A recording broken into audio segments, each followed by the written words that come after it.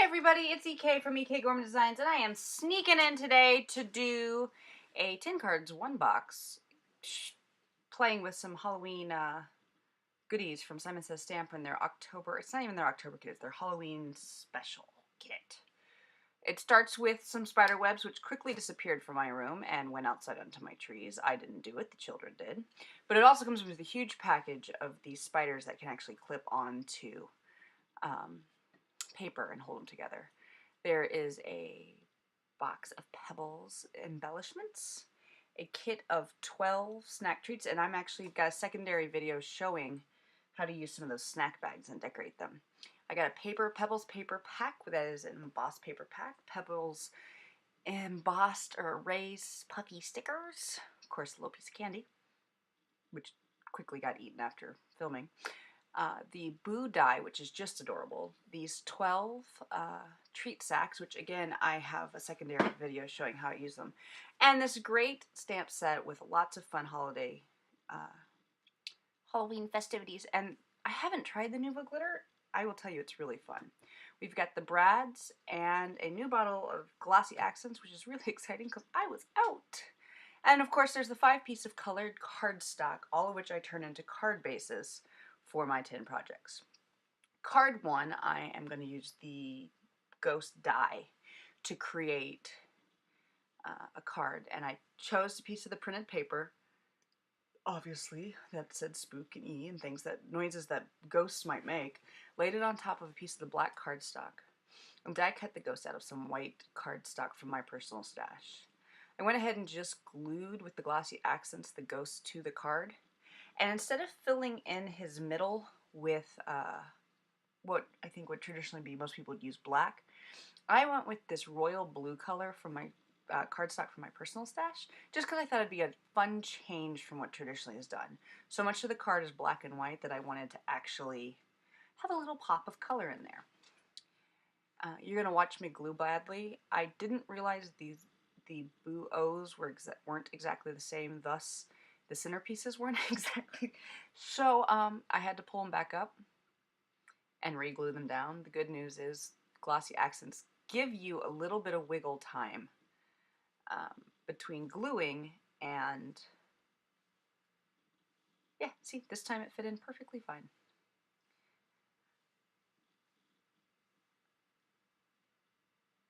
And there we go. I should have been smart from the beginning to use my quick pick stick, but I am not always smart. I think anybody who's watched a few of my videos knows that intelligence isn't always on my side. Actually, it's hurrying that usually keeps me from doing things the way I should do them. I wanted the blue to really pop and have a fun flair, so I went ahead and took the glossy accents and filled in the eyes, mouth, and boo to make it just a little shiny and glossy, as the word says. Of course, being me, I got it outside the boo and then used my clay sculpting tools to fix it. And I knew the card needed a little bit more, and there's these really cute ghost stickers, so I added them to the card and then pulled one of the banners that come in the embellishment box, popped it up with a little 3D tape, and I like the pop of orange. I think the pop of orange and the blue really go well together. And there you go. There's the first card. Simple and quick, but yet exactly what you want for a Halloween card. In the paper pack, there is this sheet with 6 banners. Banners is probably not the right word, but 6 pieces that could easily become cards themselves. So I cut one of them out. I cut the orange Halloween out. And using the orange cardstock and a piece of the pumpkin paper from the pumpkin pack, I started assembling the card, obviously. I wanted it framed. I wanted the Halloween framed, and then realized when I die cut out some black paper from my personal stash with one of my personal dies that I didn't actually cut a frame that went around the Halloween. So I put the base layer under it so that way it would frame, and it worked. I wish I'd thought about it because in hindsight I should have just left the black sticking out of the top and the bottom of the Halloween because it had a really nice effect. But I went ahead and glued it down with my glossy accents, and it works. Actually, I think it works nicely. it's got a fun effect to it. Using a little bit of 3D pads from Woodware, again for my personal stash, I popped up one of the pumpkins in the embellishment box just because, you know, we got a theme going here, orange and pumpkins. And I realized that it needed more than just the Halloween, so the word happy was actually on the stamp set. So I pulled the word happy out, happy out, and just simply stamped it onto the printed paper. Then I made a mistake. I was like, oh, I should do what I did with the ghost. I should add glossy accents to the mouth and the eyes. That wasn't the mistake. The order in which I do these two steps was a mistake. Because then I was like, oh, I could take my colored pencil and give the pumpkin just a little bit more dimension. One should glossy accent after one colors. But I don't always make things easy on myself, and as you can see, I accomplished my goal regardless of my silliness. I do like the little bit of colored pencil on the pumpkin. I think it gives it a little bit more three-dimension and a little bit more fun. For card 3, I kind of wanted to step out of the box. I had just taken advantage of a sale over at Simon Says Stamp and gotten this fun bat die and pulled out the bat paper and die cut the bats out, and then die cut just a circle out where the bats would be flying through the circle. And then I additionally die cut the bats again with some black cardstock. I trimmed a piece of white paper, just good white cardstock, and using some of my yellow Copics, I used, I think, the Y20 family, so Y21, Y23, Y26, Y28, and made an ombre effect across the square. That's it. Like there's nothing fancy about this except for me creating a slight ombre effect, and then intentionally laying it over the circle cut of my cardstock to make a moon. Instead of trying to be precision layer dower or trim out the little, because I didn't want it to go into the little circles, like, so I just laid one piece of double-sided adhesive down and then just fudged it onto the purple cardstock. I turned the purple cardstock into a card frame and then laid simply this die cut piece on top of it. At the moment, it doesn't work, thus the need for the plain black bats to be put back into the die cut bats. And again, I just went ahead and used the glossy accents because it was on my table and it was there, and it's a perfectly good adhesive. I kind of enjoy puzzles. Actually, I seriously enjoy puzzles, so I kind of always enjoy putting die cut pieces back into holes. It's just the little things in life, right? But you can see the bat that die cuts out of the circle. Now I've got two bats that look like they're flying over the moon. And it's a nice, fun effect. I realized that the orange... Oh, not yet. Didn't realize it yet. No, I had a sentiment I wanted to put on. It was the perfect sentiment, again, from that embossed, or not embossed, that embellishment box. And it just says Batty for you. Oh, no, that's not from the embellishment box. That is from the paper pad. And I trimmed it out and popped it up with 3D. And then using my sparkle pen, added sparkles to the purple cardstock peeking through, so it was more like night air. A couple of stickers, and I finished off the card. For card 4, I decided to do some stamping and coloring. So I pulled out this great little mummy puppy, because he's a mummy puppy, with his coffin and the little critter picking out, and prove that I am the world's worst stamper. I am such a bad stamper. For somebody who likes coloring so much, I have a real hard time stamping. Stamping platforms even are not enough for me sometimes because that's how inept I can be at stamping. But I went ahead and colored it in. I just made a Copic purchase, a couple extra new markers, and finally finished off my brown collection, my earth tones, and finished it off with the E800 series. So I now own all the E80 series. And I don't know why I didn't own them sooner.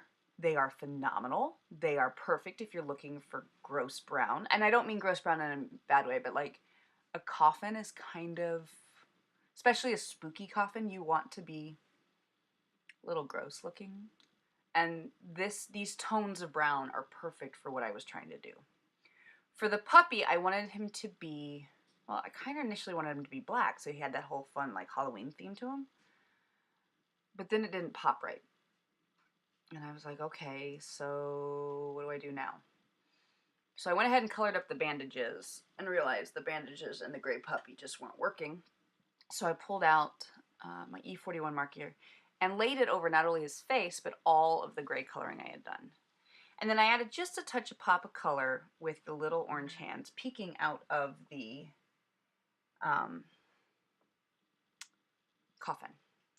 I wanted some fancy background paper here, so using a die cut 2 pieces of paper so that they would puzzle piece back together again.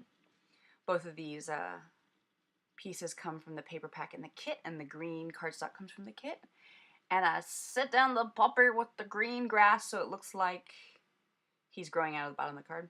Or he's like, he naturally blends in with the card. I didn't quite get the green right, but it worked. And of course I had to trim up my little mistakes.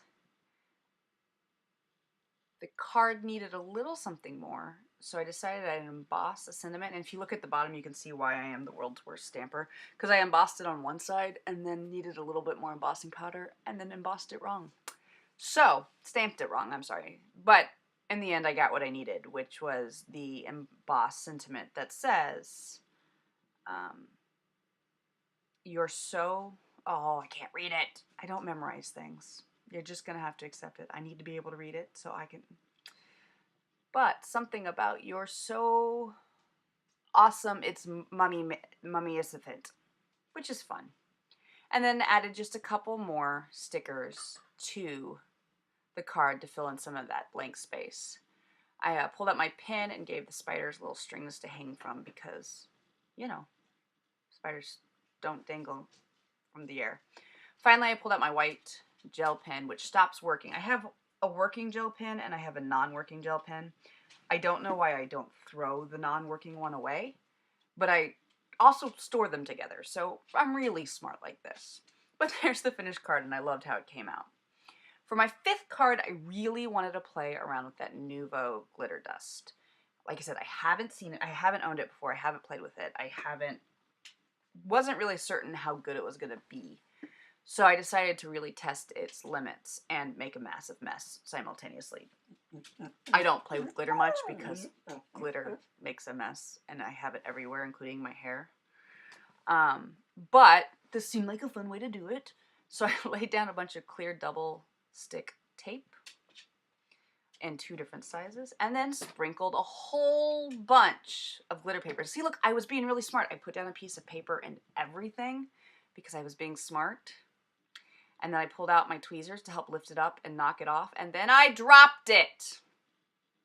So yes, I ended up with glitter everywhere. It was a really fun 20 minutes of cleaning glitter off my desk. And by the way, there's still glitter everywhere. And I went to school pickup to get the kids with glitter in my hair. Every parent always points out that when you have glitter in your hair, they're like, oh, there's glitter in your hair. Like somebody glitter bombed you and you didn't know it.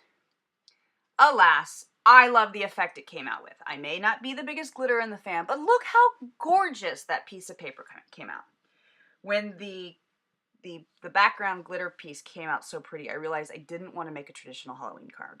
In fact, if I could make a fall-esque card that wasn't necessarily a Halloween card, I was really excited about that idea. So I pulled out the flower printed paper from the paper pad and these 2 flower stamps, or 2 flower embellishments, and just put them on the card, and then using a bunch of the floral stickers, finished decorating the rest of the card. And I think this turned out quite lovely. It isn't a Halloween card, and it works. The fun thing about the puffy stickers is that they actually have the same image as many of the printed paper. So I was able to put those flowers on top of pre-existing images. For card 6, I decided to do a little bit more coloring. Pulled out the scrap of cardstock that I had been using previously and stamped out the fun witch kitty. I will tell you, a ink pad came in the kit, and I haven't used Simon Says ink, mainly just because I haven't had the opportunity. I have working Copic friendly ink, so it never occurred to me to buy something different. And I will tell you, I thoroughly enjoyed using the Simon Says black ink. It worked quite nicely with it stamped clear and precise. It worked well with my Copics. Yeah, it was a fun change. It's nice to know I have a full ink, like an ink pad that's brand new and I don't have to worry about re-inking it in the next 5 minutes. For the kitty, I went with a purple hat because I like purple witches' caps. It's fun. And I so badly colored the cauldron. I got my shadows wrong. I don't think I ruined the card by coloring I probably should have restamped it and started over, but I don't want to. So instead I pulled out my colorless blender and made it look dingy and gross, and it worked. I think it worked. I liked the texture that the whole thing had in the end. Because I went with the purple witch's hat, I obviously had to go with the purple cardstock. And here I'm proving how bad of a stamper I am. I was like, oh, I can just stamp this on. No, I can't. I can't do it. I can't just stamp it on. So I pulled out my stamping platform like a good girl because I have to, because I can't stamp. And lined up my sentiment to go on both sides of my matted colored image. And there we go. Had some good stamping. So now you can giggle at the bad stamping and the good stamping. Like, we should. Because we should laugh at our mistakes. And I do. Because I realize my faults. I realize what I'm not good at. I don't let that stand in my way of doing it. And then I laugh at myself. I did, however, decide to hand stamp in a bunch of candy from the stamp set. Because it says which way to the candy. And one obviously needs to have lots of candy. But I created my own printed paper on the card frame. And then I just added back on the matted black cat, or matted little witch kitty, covering up that bad stamping. And that's it. That was, I kept this card really simple. I did realize the candy kind of blurred.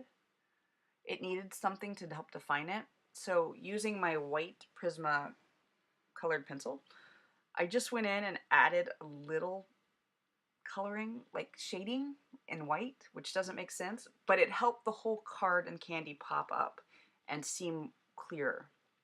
For card 7, I pulled out a couple of the smaller images on the stamp set and just simply colored them up real quickly using I'm a Copic user. I like them. I started with Spectrum Noir a long time ago, and now my daughters use my Spectrum Noir markers to do their coloring, and it was the compromise we came up with a couple years ago, or about a year and a half ago. I started to go to sell my Spectrum Noir markers, and my youngest child, who was maybe 7 then, came in with her piggy bank and asked if that was enough to buy my markers, and obviously it was, because there's no way you go and sell your markers after your kid brings you her piggy bank. I pulled out, this is one of the printed papers or one of the tags in the printed paper pack, and I turned it into a tag. So I fussy cut out all those images that I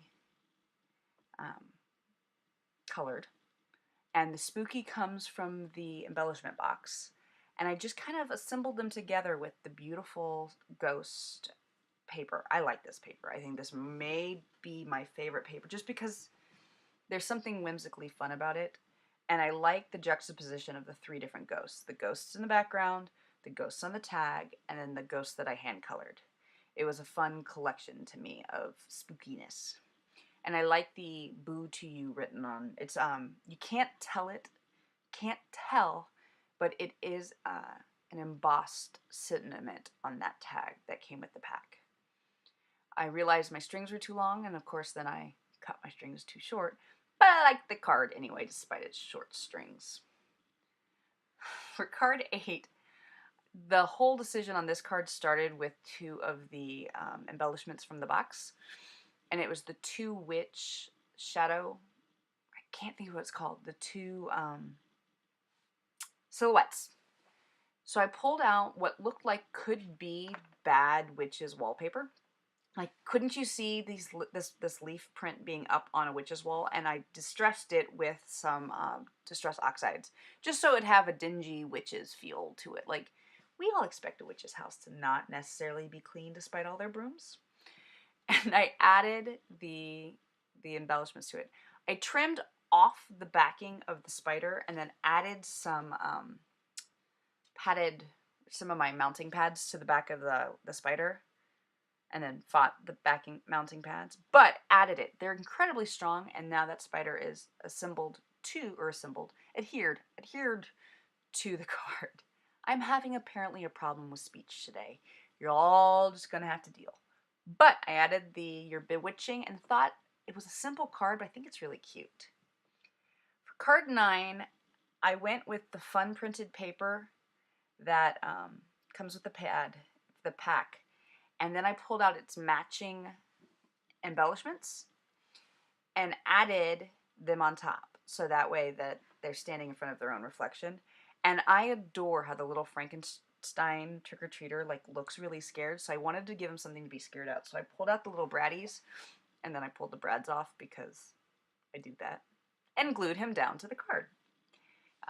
He set up, once the glossy accent set up, the embellishment was there. And I added a simple trick-or-treat and called that card done, and I think it's so cute. My final card, I wanted to create kind of a spooky cloud, a spooky sky. So I used a little black soot and a little hickory smoke just to distress that background so it looked like the sky wasn't perfect. I knew I was going to use 3 of the tombstones from the embellishment box. So I added the paper to my last piece of orange cardstock, realized I adhered it terribly, and solved that by letting the tombstones hang off the edges of the card. I love not being a perfect crafter. I take great pride in my mistakes because I think that's how we all really are, and we all forget sometimes that we all are in fact imperfect, and sometimes our imperfections are what make things fun. I went to go stamp out this grass using the spider paper, and it didn't work. It didn't work at all.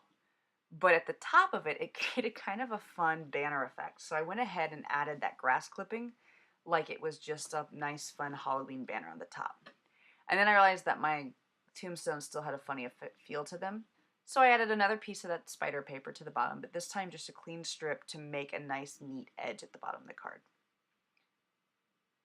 And it has kind of a monster-like feel to it, maybe these are the teeth of a monster. Adding a couple of the puffy stickers, including the skull and crossbones, finished this card off, and I left the cinnamon off because all of the tombstones say something nice. Thank you for peeking in today at my 10 cards with 1 kit. I hope you had some inspiring ideas, and with Halloween just around the corner, happy Halloween, everybody.